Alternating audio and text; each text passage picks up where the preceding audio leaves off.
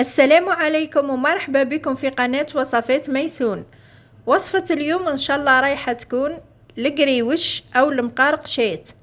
تجي مقرمشة طرية وخفيفة وتجي روعة في الذوق، سهلة التحضير وتقدروا تستغنوا على آلة التوريق وتحضروها باليد فقط، والنتيجة رايحة تكون هايلة ان شاء الله.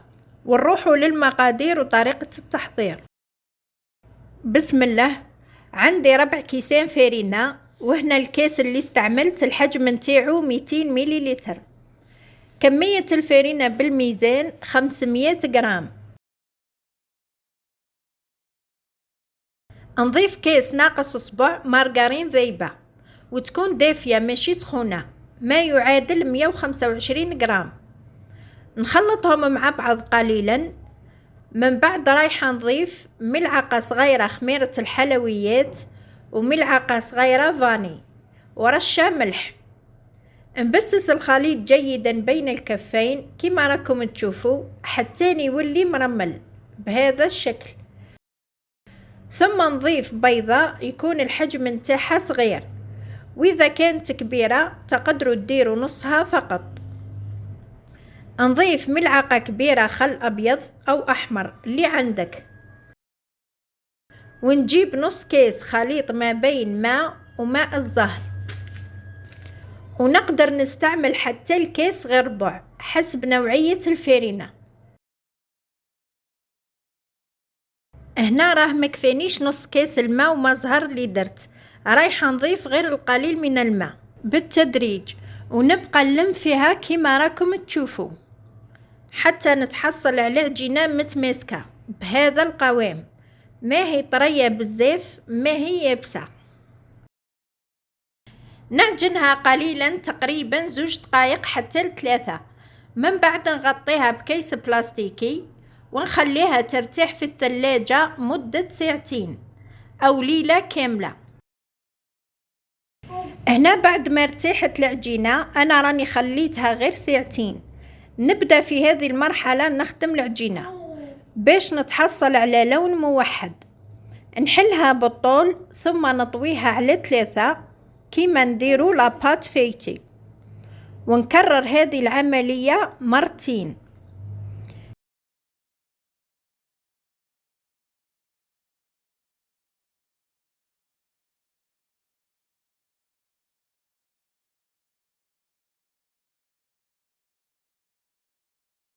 نقسمها على 4 ونغطيها بكيس بلاستيكي، ومن بعد نبدأ نخدم بالوحدة بالاستعانة بالقليل من النشا. رايحة نحل العجينة بشكل طولي. رايحين نتحصلوا على هذا الشكل. من بعد نذري القليل من النشا ونعاود نطويها بهذه الطريقة على 2، ونحطهم كامل فوق بعضهم ونغطيهم بكيس بلاستيكي ونخليهم يرتاحوا على الأقل 1/4 ساعة. بعد ما خليت العجينة ارتاحت، ويفضل تخليوها 1/4 ساعة باش تساعدكم في الخدمة، وخاصة إذا كنتوا رايحين تخدموها باليد. نضغط عليها بالحلالة قليلا في الوسط ونحللها بالطول، ثم نعاود نحللها بالعرض.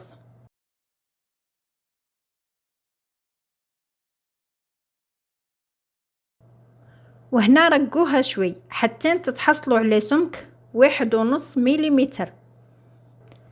نجيب كارطون نقطعه مستطيل، الطول تاعو 20 سنتيم والعرض 10 سنتيم، ورايحة نستعمل هذه الجرارة باش نقطع بها. نبدأ نحي الأطراف، من بعد نحط الكارطون ونقطع. رايحة نتحصل على هذه القطع. نكمل نص العجينة بهذه الطريقة ونحطهم كامل فوق بعضهم ونغطيهم بكيس بلاستيكي، ومن بعد نبدأ نشكل مباشرة. وهنا الحبة رايحة تجي مليحة برك، وإذا حبيتوا الحبة تجيكم شوي صغيرة ديروا 18 سنتيم على 9 سنتيم. وبالنسبة للأطراف نلمهم بهذه الطريقة، نحطهم كامل فوق بعضهم، نغطيهم بكيس بلاستيكي ونخليهم يرتاحوا. من بعد نكمل نحلهم ونخدم بهم عادي. أما بالنسبة اللي عندهم آلة التوريق يحلوها في رقم 2 مرتين، ثم في رقم 5.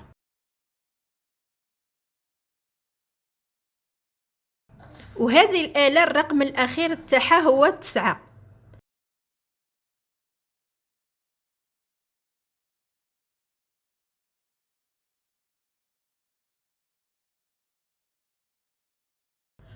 ونجيب نفس الكرتون ونقطع بنفس الطريقة السابقة.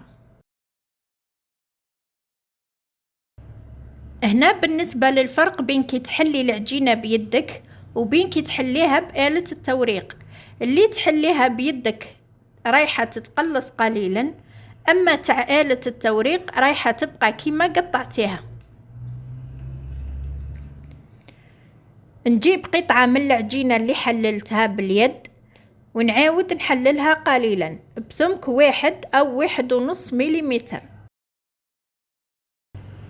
نجيب الجرارة ونبدأ ندير خطوط في الوسط بلا ما نوصل للحافة. رايحة نتحصل على شرائط رقاق شوي بعرض 1 سنتيمتر تقريبا. نفتحهم على بعضهم ومن بعد ندير شوي ماء أو بياض البيض على الحواف ونطوي على 2، ثم نزيد ندير الماء ونعاود نطوي للمرة الثانية، وهنا نضغط جيدا. وندير هذه الطريقة باش يتحلوا الشرائط مليح. نعين الوسط وندخل الطرف العلوي كما راكم تشوفوا، وهنا في الأطراف ندير القليل من الماء نغلقها ونضغط، والجهة الثانية ندير الماء من الأسفل نغلق ونضغط جيدا باش ما تتحلش كي نقليوها. نحطهم في بلاطو ونغطيهم بكيس بلاستيكي حتى نكمل نصف كمية العجين ونبدأ نقليهم. هذه القطعة اللي حللتها بآلة التوريق نبدأ نقطع مباشرة بلا ما نعاود نحللها. نجيو لمرحلة القلي. جيبوا أي قدر ما يكونش عريض كالمقلاة باش كمية الزيت ما تجيش قليلة، ولازم تغطينا الحبة. ديروا النار على أقل درجة وخليوا الزيت يسخن. وكيفاش تعرفوا باللي سخن؟ لوحوا طرف من العجينة، إذا لقيتوه طلع للسطح هذيك هي السخانة المطلوبة.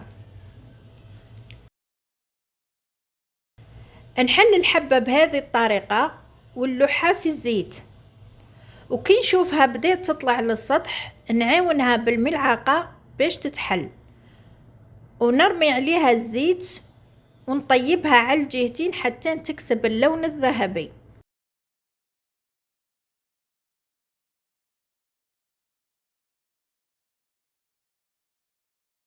ونحطها على ورق المطبخ ونخليها تقطر مليح وتبرد تماما باش نعسلها.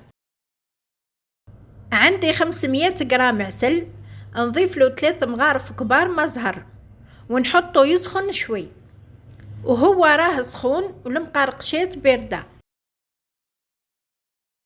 نعسلها ونزينها بالقليل من الجلجلانية المحمصة ونخليها تقطر.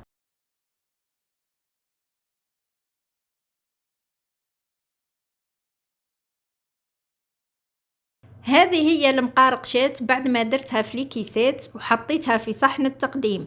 كما راكم تشوفوا تجي روعة شكلا ومذاقا، مورقة خفيفة ومقرمشة.